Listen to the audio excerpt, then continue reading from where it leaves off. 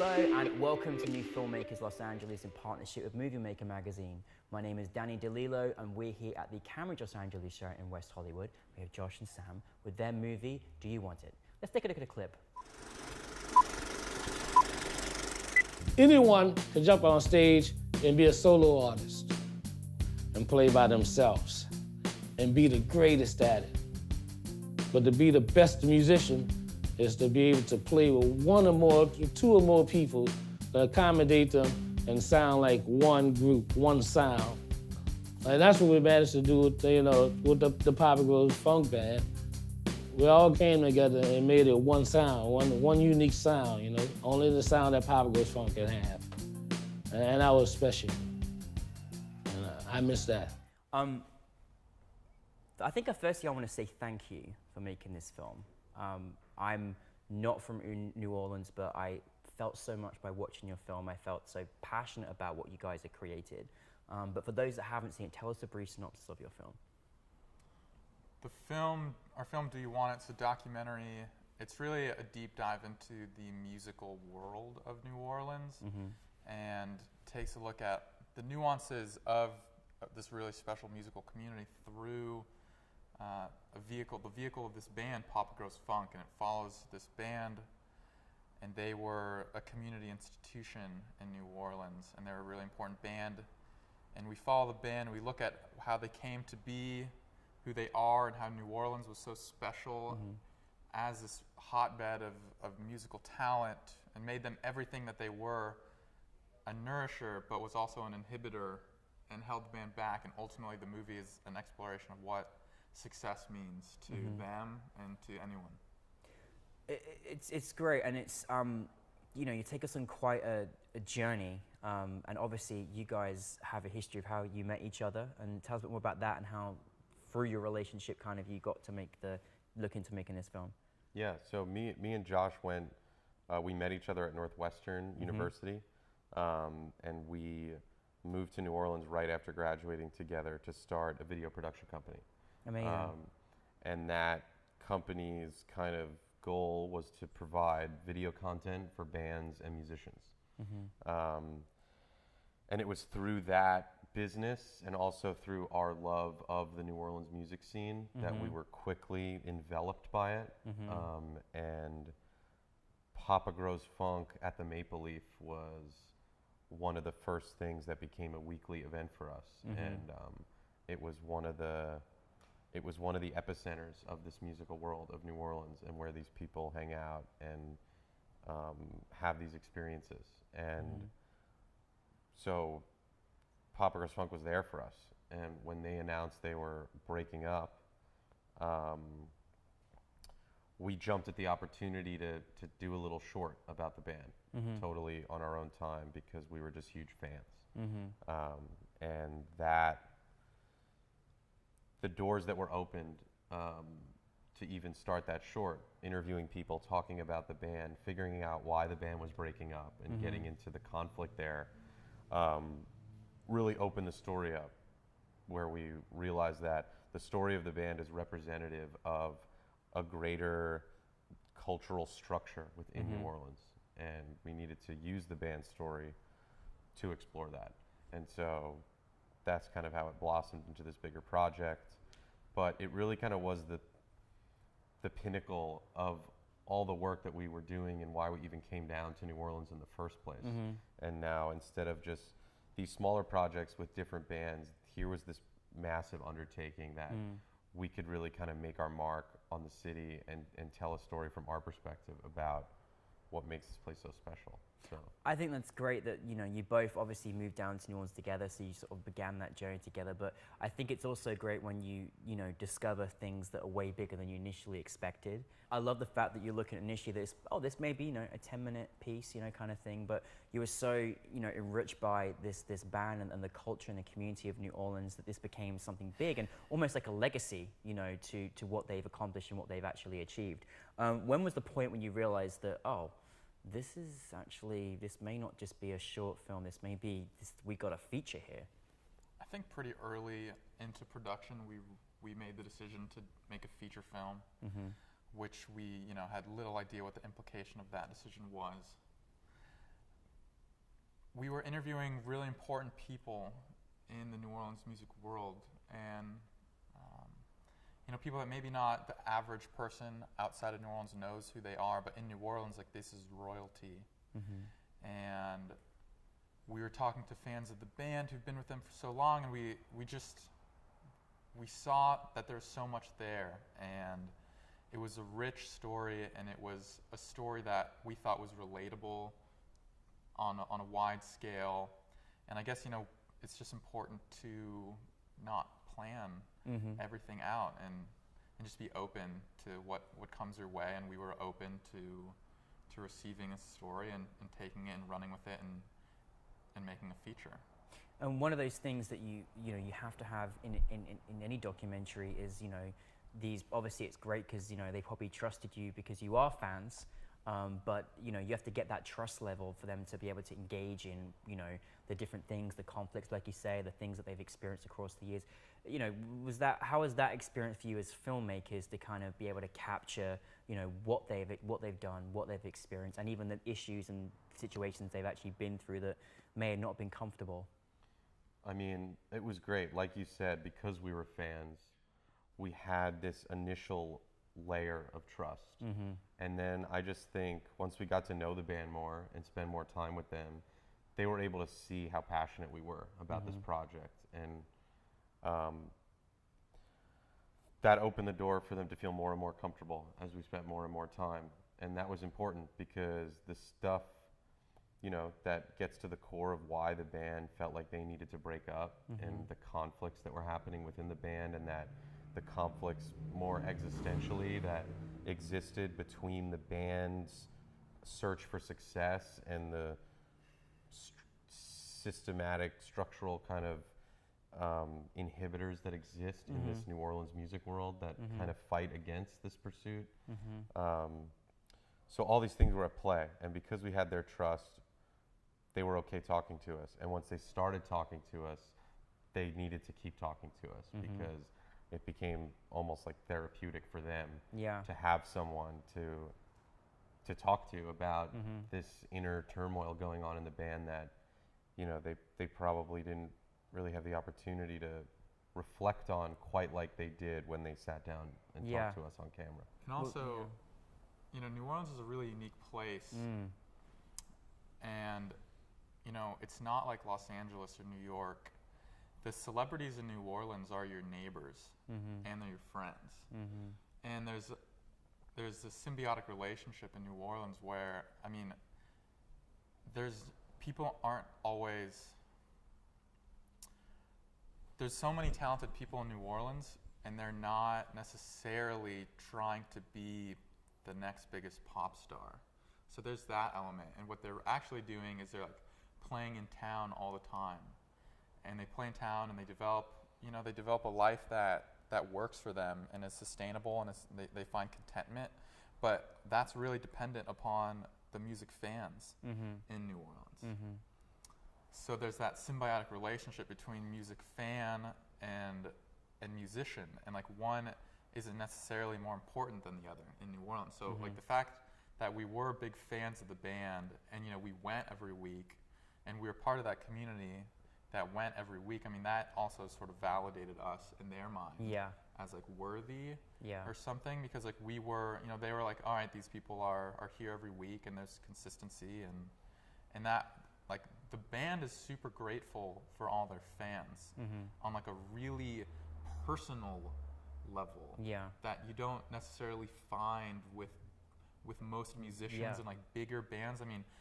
Musicians are definitely grateful for their fans, but like there's a difference when like you're friends with a lot of your fans and you see them every week. It's super intimate and personal. So that it's quite wonderful, actually.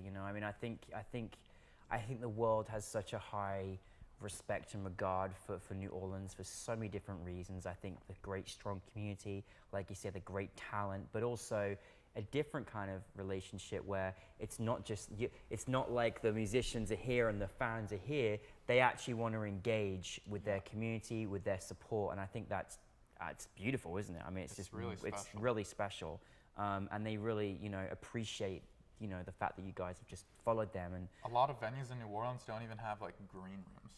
yeah. Yeah. Like the Maple Yeah. Leaf doesn't have a green room. There's no backstage. Like the musicians walk through the venue the Yep. same way all the fans do, and they walk on stage, like Yep. on the front of the stage. And like at set break, they're hanging out with the fans, like where the fans are hanging, hide. Like a lot of the venues are like that, where at set break or before a show or after a show, like these really famous, you know, these really amazing and famous on a local level musicians are just like hanging out with you. And it's really amazing. cool. And yeah, that relationship, that intimacy, is like a big part of the lifeblood of this crazy musical ecosystem that exists in New Orleans. Okay, so two things. Firstly, for you as filmmakers and as fans, what was it like? What was your most favorite experience that you had? And then as filmmakers creating this same thing, what was the most difficult challenge that you've had as well? I think filming their very final show that they've played up to this point was probably my favorite moment of production, and maybe one of my favorites of the whole process. Their last show is June 29th, 2013, and they sold out a nice, super famous room in New Orleans called Tipitina's. Tons of history. And I don't know if I've ever been in a room with more energy than that night. Wow. It was crazy. There's so much energy, and the fans are going crazy, and they played a really long show. People, like fans of theirs, drove in from all over the place, like all over the South and the East Coast. People were flying in for the final show, and I think they did multiple encores, and it was just Wow. really wild, and the energy there, and we got to film. We did a pretty big production for that show. Big multi-track recording, tons of cameras, additional camera operators. And it was Well, you captured really the fun. energy. Like, I mean, I was just like, it was emotional. Yeah. You know, you captured the emotion of it. And of course, I'm sure you being there, you really, you know, really kind of obviously felt the atmosphere and the love that you had for the band as well. What do you find the most difficult challenge was? Was it difficult or was it all easy? I think without a doubt, the most difficult challenge was overall the editing process. Yeah. Yeah. And just taking this, really finding what the meat of the story is. I mean, you know, we went through so many different cuts. The first cut was over 2.5 hours. Wow. And because there was so much, and so much of it was relevant, and so much of it helps give the audience a deeper and deeper understanding of this New Orleans musical world. So just because we were such fans, because the two of us wrote it, produced it, edited it, shot it, directed it, we were so close to the subject that it became difficult to figure out in a universal, objective way what the most important elements Yeah. are, because so much of it was so important. Yeah. And we got fortunate to bring on a consulting editor who was a dream. I mean, he came from this outside perspective, and he was just really able to help us hone this story. But And that was at the very end. that was at the very end. So just to get there was, I think, the biggest challenge, and Yeah. it took years and years of work. Of course. And you know, there were parts of it that were fun, and the parts where when we're seeing the story come together before our eyes, those are some of the most validating moments, when you're just like, this scene works, like this is it. But just because of the sheer amount of footage we had, and because I think the story and the themes are pretty nuanced, Yeah. you know, that was definitely the biggest challenge. Yeah, well, I mean, you know, never underestimate editing alone, but editing a documentary is a whole different ball game. You know, it's a lot, and so you always commend your editors, always, It's because quite they're a always different unsung thing, heroes. editing a documentary from editing a narrative. Yeah, for sure. Because the narrative's already like, it's all the shots are there, and it's more about like pacing and rhythm and choosing the best takes and the best angles at the right moment. But for documentary, it's like, that's really where you're writing the movie. The editor is the writer, more or less, and you're like writing the script, and you're writing it it's not from scratch, it's like from things that you're digging through in archives and figuring out and storyboarding. It's a little bit of a backwards way of doing it.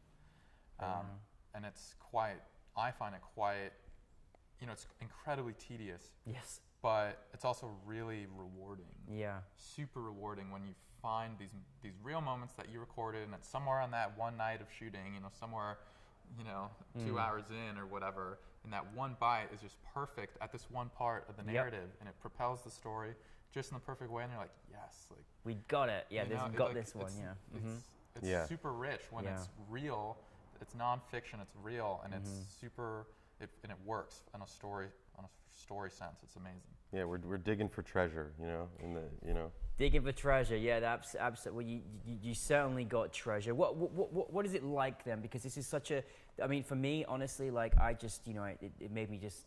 I think everyone would fall in love with New Orleans and the band and just the environment and what the community really like. Why it's so unique. Why New Orleans is so unique and different, because it has such a rich community of great talent, and no one's looking to be like showy or like, here I am, look at me. It's like I just do what I do because I love what I do, and I'm good at what I do, and I want to entertain, right? And it's just a different vibe. What's it like then to take it out of here, come to New Filmmakers LA, have a new audience see it? What's it like to then have all that hard work that you did and put it onto the big screen? What is that feeling like? It's amazing, and it feels like we're doing some small part of sharing this magical, beautiful culture with the world. I mean, I think even our original impetus to move to New Orleans and to do video production with bands in New Orleans was because we had these experiences visiting and being in this world, and we couldn't believe it, the infectious energy and the magic that is happening. And so, an attitude was, if we can just capture this somehow, so that someone who isn't physically in the Maple Leaf can get just a little bit of a sense of what it feels like to be there, then we've got something. Yeah. And not only for us as filmmakers, and not only for the general consumer who's just looking to see good music and looking to find cool, new, awesome content, but for the bands themselves, because like we've spoken about a lot, the intimacy of the community there and the attitude of the musicians and kind of the way they gauge success in their lives and what their goals are and what their priorities are unique in New Orleans, and they're pretty humble. For some of these musicians that are some of the greats, they just want to like live and play in their home and like be with their family and friends and do what they love. And so because of that, it's hard to like to bring that vibe elsewhere. It's hard to sense it without being in it.